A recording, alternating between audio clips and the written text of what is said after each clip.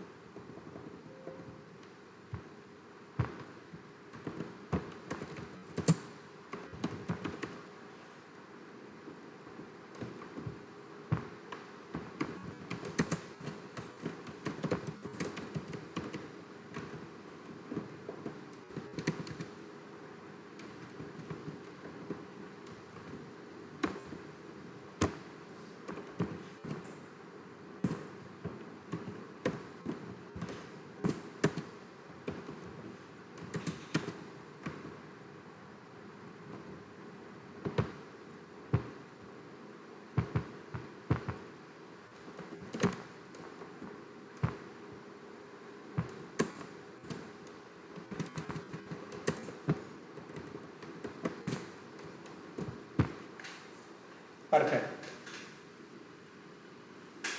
तो ये कैसे चलेगा? स्टेप बाय स्टेप चलेगा। पहले क्या आएगा?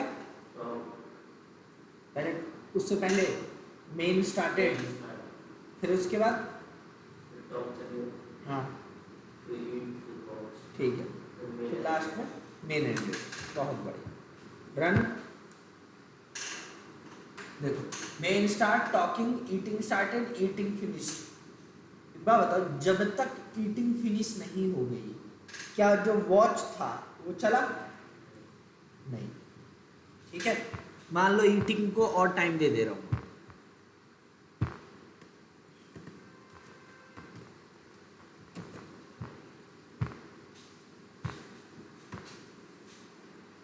अब 10 सेकंड लगाएगा वो खाना खाने में।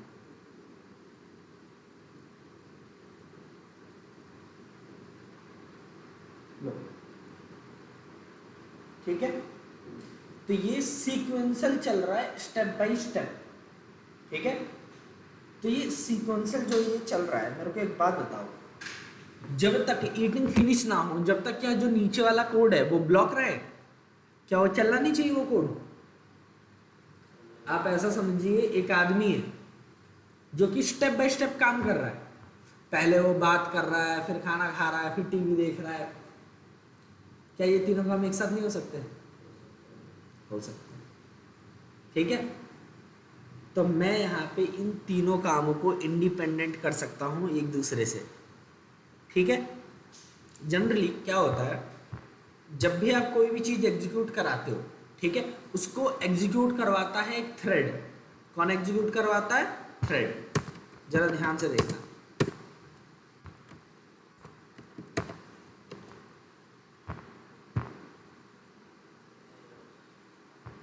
Exception I, arithmetic exception. ठीक है, कहाँ पे आई है? थ्रेड। कौन से थ्रेड में? Main thread. तो मेन थ्रेड में एक एक्सेप्शन आई है। ठीक है, ये जो भी काम चल रहा है, जो भी चल रहा है ए टू जेड, सारा काम कौन कर रहा है? Main thread. ठीक है, thread dot current thread save.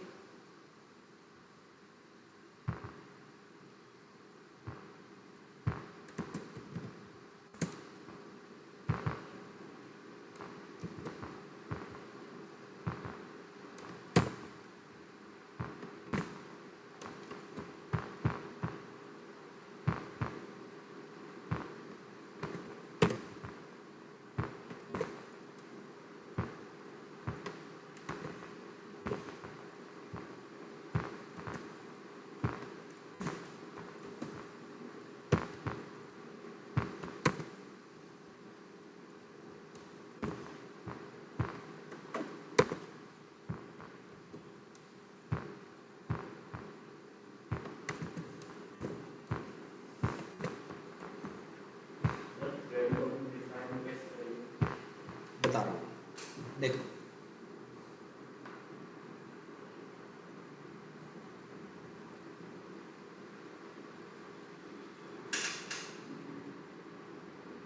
सब में जो नाम आ रहा है, क्या नाम आ रहा है? Main main main main main. तो आप ऐसा मानिए, एक ही आदमी है, वही सारे काम कर रहा है। एक ही वर्कर है, वही सारा काम कर रहा है। ठीक है, अब एक ही से सारे काम करवाओगे तो क्या वो इतना हैंडल कर पाएगा? नहीं। ठीक है, और अगर जो है हैंडल कर भी पाएगा तो मेन बात है टाइम लगाएगा। ठीक है, जैसे ईटिंग ने देखो 10 सेकंड लगाया या नहीं लगाया, और जब तक ईटिंग फिनिश नहीं हो गई, वॉचिंग नहीं हुआ, तो अभी ये पूरा सीक्वेंशियल है और सारा काम एक ही कर रहा है, मेन थ्रेड, बस। ठीक है, तो अब आते हैं थोड़ी सी थ्योरी की तरफ। सबसे पहली चीज,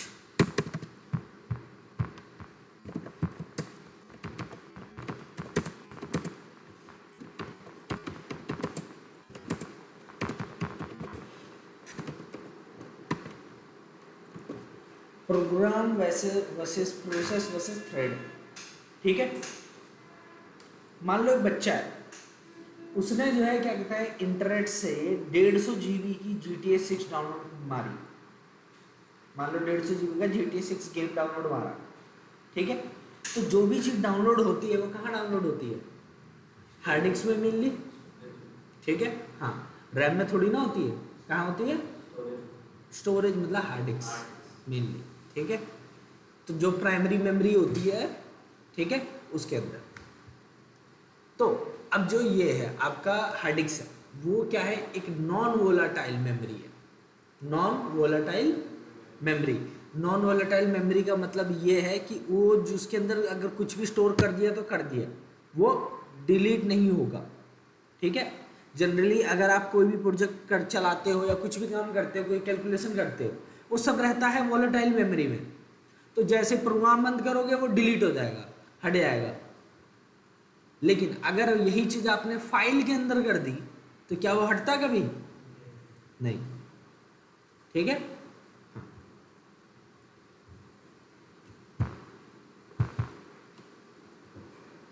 तो मान लीजिए आपने जो है GTA 6 की जो फाइल है 150 जीबी की, वो डाउनलोड मार ली। अब जो भी आप सॉफ्टवेयर डाउनलोड करोगे, ठीक है, विंडोज के अंदर उसका एक्सटेंशन क्या होता है? एग्जीक्यूटेबल फाइल का .exe या .msi, दोनों में से कोई एक होगा, ठीक है। और लिनक्स में क्या होता है? .debian, .deb, ठीक है, .out, और भी अलग अलग होते हैं, ठीक है। मैक में जो है क्या होता है? .dmg, ठीक है। मैं दिखा देता हूँ।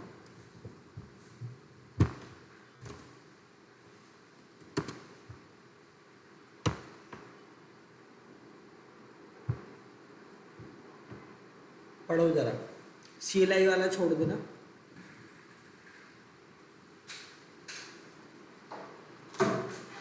क्या क्या है? .dev, .rpm, .tar, .gz, ठीक है। और मैक में .dmg, विंडो में .exe, .msi, दो होती है, ठीक है। एग्जीक्यूटेबल फाइल मेन यही होती है, और भी है लेकिन मेन यही है, ठीक है।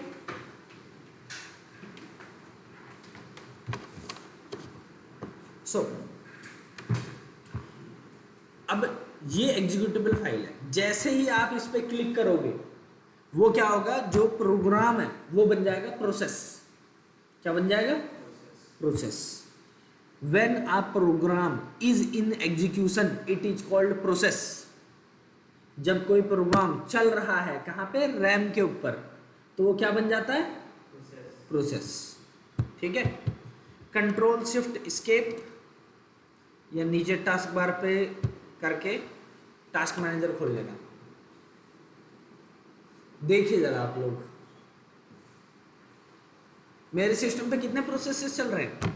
बहुत सारे, ठीक है। तो जरा देखो इन प्रोसेस का नाम क्या है?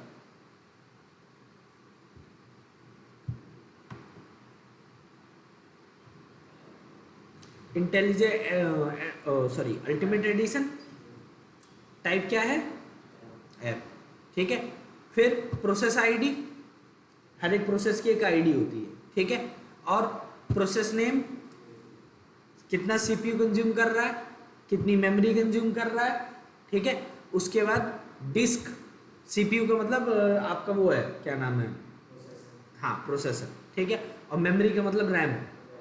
और डिस्क मतलब कि हार्ड डिस्क में जो रीड और राइट ऑपरेशन हो रहे हैं, ठीक है, वो किस रेट से हो रहे हैं, ठीक है। फिर नेटवर्क मतलब इंटरनेट, जीपीयू, ठीक है, ग्राफिकल प्रोसेसिंग यूनिट। फिर अगला पावर यूसेज मतलब बैटरी। जब भी कोई प्रोसेस बनता है वो कुछ ना कुछ रिसोर्सेज कंज्यूम करता है। क्या कंज्यूम करता है? रिसोर्सेज, ठीक है। Resources like CPU, memory, disk, network, battery, ये सब चीज, ठीक है। तो मेरे सिस्टम में बहुत सारी प्रोसेसेस चल रही हैं और वो सब क्या कंज्यूम कर रही है? मेरी रैम, ठीक है। ये देखो 16 GB रैम है, 16 GB में से 11.6 GB यूज हो रही है, ठीक है। टोटल 12 GB रैम इस्तेमाल हो रही है, बताओ।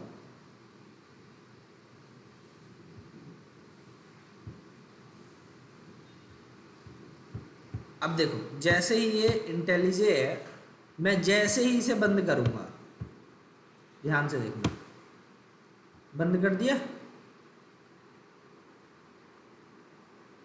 हट गया, ठीक है। यहां देखो सीधा 1.5 GB खत्म एक बार में, ठीक है। तो उसने रैम को फ्री कर दिया। रैम एक वोलेटाइल मेमोरी है, ठीक है। तो देखो अब जो प्रोसेसेस होते हैं उनके अंदर क्या होते हैं, रिसोर्स मॉनिटर, उसको मैक्सिमाइज करो। देखो आप क्रोम का एग्जांपल ले लो, कितने सारे डिफरेंट डिफरेंट प्रोसेसेस चला आ रहा है, वो इतने सारे प्रोसेस चला रहा है।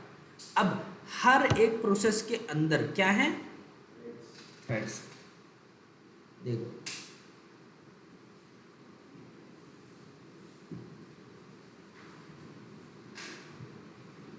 सो थ्रेड, जो थ्रेड होते हैं वो टास्क की सबसे स्मॉलेस्ट यूनिट होते हैं, ठीक है, जो कि किसके अंदर होते हैं, प्रोसेस के अंदर, ठीक है। सो जो प्रोसेस होते हैं वो ज़्यादा हैवी होते हैं एज कंपेयर टू थ्रेड, ठीक है। जो थ्रेड है वो बहुत ही लाइट वेट होता है,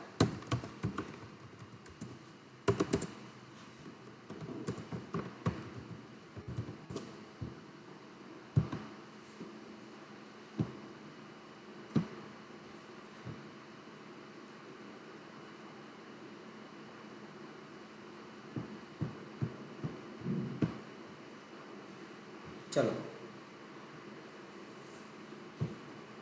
जरा देखो,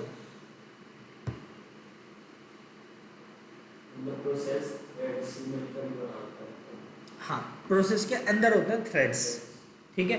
एक्चुअली देखो एक सॉफ्टवेयर में बहुत सारे डिफरेंट डिफरेंट टास्क होते हैं, जैसे क्रोम है, क्रोम के अंदर ही देखो इतने सारे टैब खुल रहे हैं, हर एक टैब के लिए एक सेपरेट प्रोसेस बना है, और हर एक टैब में कोई ना कोई काम हो रहा होगा इंटरनली, ठीक है। तो हर एक प्रोसेस के अंदर थ्रेड्स होते हैं, ठीक है। प्रोसेस के अंदर क्या होता है, थ्रेड्स। जैसे VS कोड का एग्जांपल ले लो, VS कोड में मैं कोडिंग भी कर रहा हूँ, साथ ही साथ जो है क्या कहते हैं उसके अंदर क्या हो रहा है, मान लो कोई एरर कर रहा हूँ तो उसको भी शो कर रहा है, काउंट कर रहा है कितनी लाइन लिखी है आपने, सजेशन भी दे रहा है। तो इसके अंदर क्या थ्रेड लगा होगा या नहीं लगा होगा, लगा होगा, ठीक है। तो ये चीज़ है, और थ्रेड ज़्यादा लाइट वेट होते हैं एज कम्पेयर टू प्रोसेस। अगर इन छोटे छोटे काम के लिए हम लोग प्रोसेस बनाने लग गए तो वो बहुत ज़्यादा हैवी हो जाएगा, और इंटर प्रोसेस कम्युनिकेशन बहुत मुश्किल होती है, ठीक है। क्योंकि जो प्रोसेस होती है उसकी मेमोरी क्या होती है, आइसोलेटेड होती है, एक प्रोसेस की मेमोरी दूसरा प्रोसेस एक्सेस नहीं कर सकता, ठीक है। लेकिन जो थ्रेड होते हैं वो क्या करते हैं, प्रोसेस के अंदर रहते हैं। तो इसका मतलब सारे के सारे जितने भी थ्रेड हैं वो सब प्रोसेस वाली कॉमन मेमोरी को शेयर करते हैं, ठीक है। ये चीज तो थ्रेड्स प्रोसेस के अलावा भी बनाया जा सकता है। सुनो, प्रोसेस के अंदर ही थ्रेड हो, बिना प्रोसेस के थ्रेड नहीं बन सकते, ठीक है। तो मतलब अगर हमें थ्रेड्स को यूज करके अपने प्रोसेस को बनाने पड़ेगा। हाँ जाहिर सी बात है, और आपको खुद से बनाना नहीं है, जब भी आप कोई प्रोग्राम चलाते हो तो प्रोसेस अपने आप बना हुआ है। आप जरा टास्क मैनेजर में देखो, मैं अगर जावा का कोई प्रोग्राम चला रहा हूँ, ये देखो क्या लिखा है, जावा w.exe, हाँ जी, ठीक है। तो बैकग्राउंड में जावा चल रहा है। एक्लिप्स के अंदर जरा ध्यान से देखो, ये मेरा वर्क स्पेस है, ये दिख रहा है, और ये मेरा जावा जो है इसको एग्जीक्यूट करवा रहा है बिहाइंड द सीन, ठीक है। हाँ मैं नहीं बताइए। सो ये जो भी प्रोग्राम्स एग्जीक्यूट हो रहे हैं एक्लिप्स के अंदर, एक्लिप्स खुद एक प्रोसेस है, तो वो सारे Exactly. प्रोग्राम्स भी प्रोसेस की तरह दिखेंगे, किस तरह से दिखेंगे? अब वो देखो वो सॉफ्टवेयर मॉडल के ऊपर डिपेंड करता है कि सॉफ्टवेयर बनाने वाले ने वो चीज को कैसे डिजाइन किया है, ठीक है। अब वो प्रोसेस है एक्लिप्स, हो सकता है उसने इसके लिए भी सब प्रोसेसेस बना रखे हों, या फिर जो है उसके लिए कुछ और कर रखा हो, थ्रेड बना रखा होगा।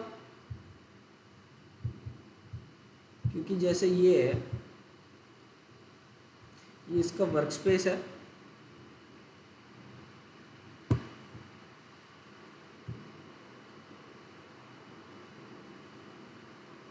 कोई सेपरेट तो नहीं बनाया इन्होंने, इसी को यूज़ किया है, सेम प्रोसेस को यूज़ कर लिया है।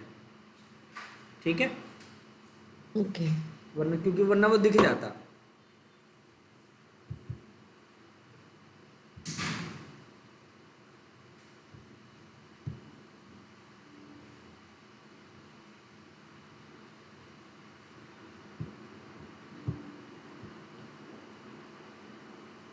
एक्लिप्स के अंदर टोटल 82 थ्रेड्स चल रहे हैं।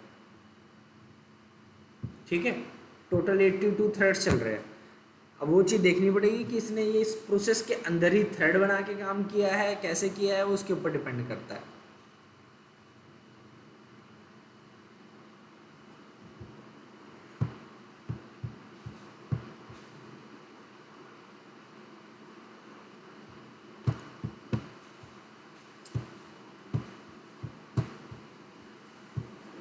एक वो था run time dot gate run time, उससे वो आईडी दे देता था।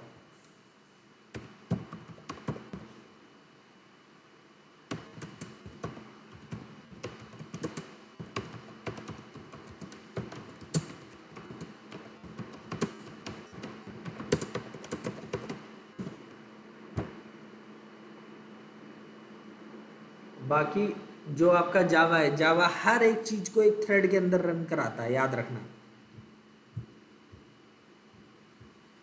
क्या नाम है, प्रोसेस हैंडल।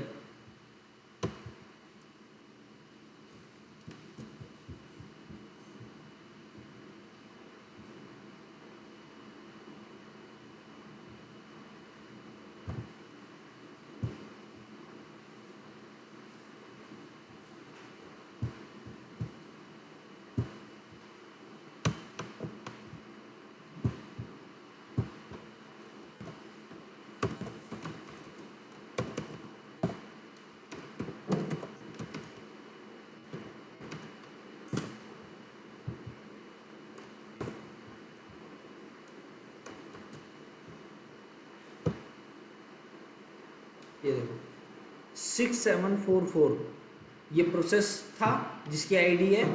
ठीक है, उस समय वो अलाइव था। और जो प्रोसेस है वो कौन सा है, हाँ, user, startup time, CPU time. ठीक है, तो ये था।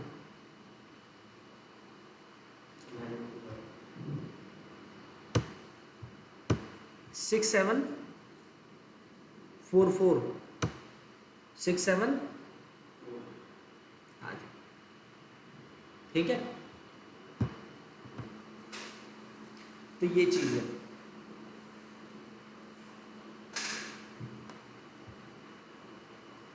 तो प्रोसेस के अंदर ही सब कुछ हो रहा है। ठीक है,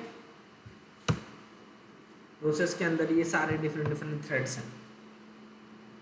ठीक है, अब जो भी काम हो रहा है यहाँ पे एक सिंगल थ्रेड से हो रहा है। किससे हो रहा है, एक सिंगल थ्रेड से।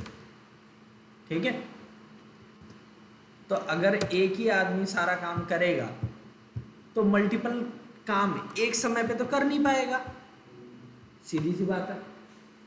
ठीक है, तो जब मल्टीपल थ्रेड्स एक समय पे एग्जीक्यूट होते हैं तो उस चीज को हम क्या बोलते हैं, मल्टी थ्रेडिंग। ठीक है,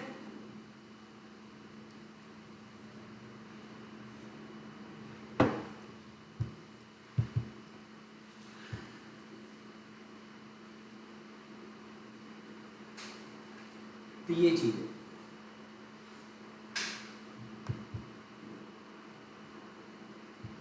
तो जरा ध्यान से देखो, जो प्रोसेस है लाइट वेट नहीं होते। ठीक है, थ्रेड लाइट वेट होते हैं।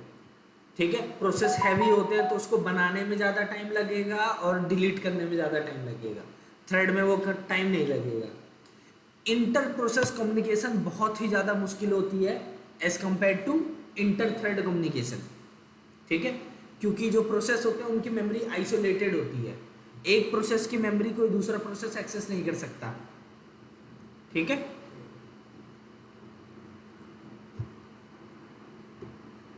और जो थ्रेड्स होते हैं उसमें जो है मेमोरी शेयर होती है, ठीक है, तो बहुत इजीली कम्युनिकेशन हो जाती है। फिर अगला कंटेक्स्ट स्विचिंग। आप लोग जो है देखो, अभी तो आजकल मल्टी कोर सीपीयूज अवेलेबल है मार्केट में, विंडो आर, MS Info 32, ठीक है। जरा देखो क्या लिखा है, i5 8th Gen 1.60 GHz processor, 4 core 8 logical processor,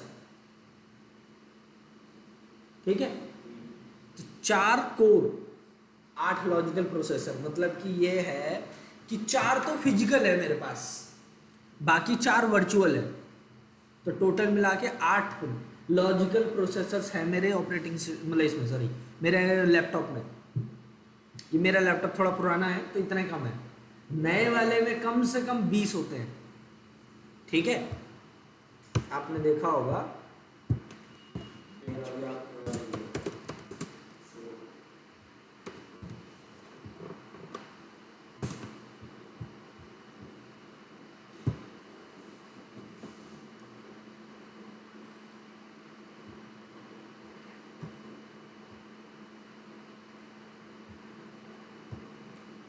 ये तो थोड़ा ज़्यादा ही हो गया, लेकिन एक मिनट, कितना आ रहा है, 181, वही तो बोल रहा हूँ, 1.5 लाख के करीब होना चाहिए था।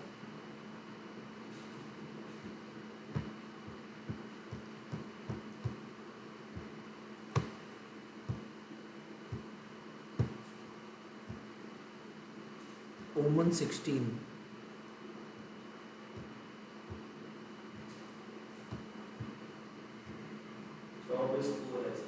कहाँ लिखा है?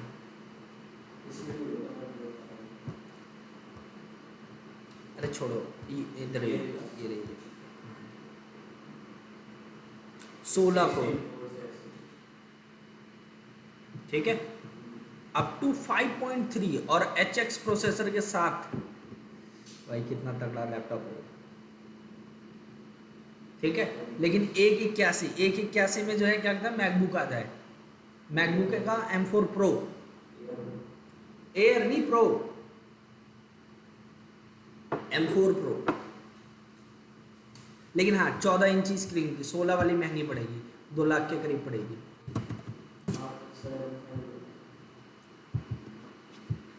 क्या M5 प्रो में तो पूछो मत, बहुत अच्छी खासी फीचर्स आए हैं उसमें, NPU भी आया है dedicated, neural processing unit, AIML का काम करने के लिए, लेकिन बहुत महंगा है, देखना पड़ता है हमें भी।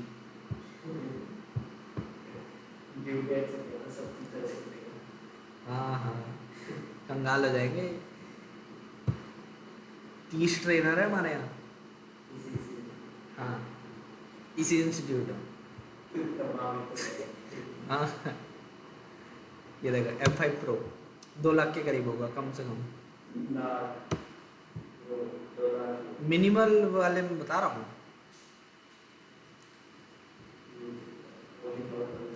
16 इंची M5 प्रो, ठीक है। एक मिनट,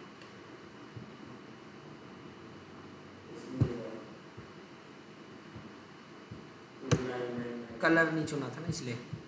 स्टैंडर्ड डिस्प्ले जल्दी से, M5 pro 24 GB RAM, unified 1 TB storage, 140 keyboard, final cut नहीं चाहिए, लॉजिकल प्रो नहीं चाहिए, एप्पल केयर नहीं चाहिए, वैसे तो चाहिए होता है लेकिन अभी के लिए कर लेते हैं।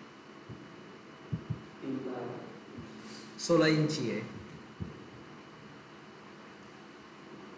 14 इंची,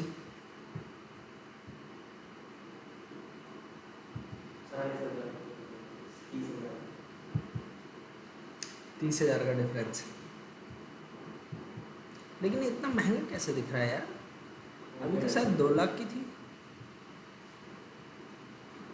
ओह ये देखो 18 कोर 20, इसीलिए 20,000 इससे यहाँ से कम हो जाएगा। ठीक है, ये M5 है, M5 Pro है।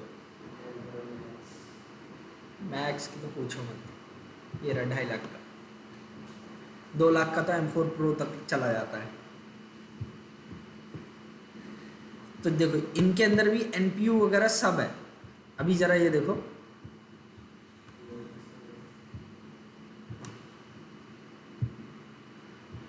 इसमें ये रहा 16 कोर न्यूरल इंजन, ठीक है, and with powerful neural accelerators.